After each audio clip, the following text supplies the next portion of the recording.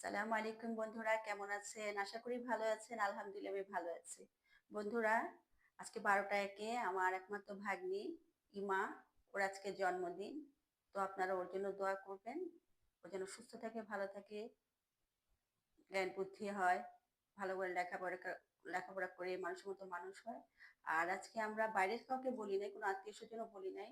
তো আমাদের আজকে রাতের ডিনার কি হবে আপনাদেরকে দেখাচ্ছি, আসুন। বন্ধুরা, এটা হবে চিকেন ভেজিটেবল। তো চিকেন ভেজিটেবলের জন্য আমি চিকেনগুলো কিউব করে কেটে নিয়েছি।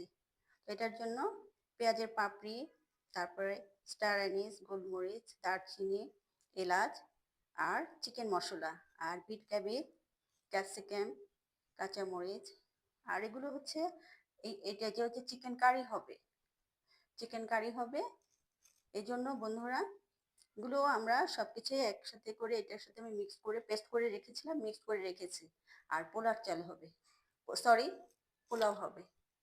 তো বন্ধুরা, ঠিক আছে, আমরা ভিডিওটি এখানেই শেষ করছি। তবে আরেকটা কথা বলি, কেক কাটার যে ভিডিওটা, এটা আপনার এই ব্লগটা আগামীতে আপনাদেরকে দেখাবো।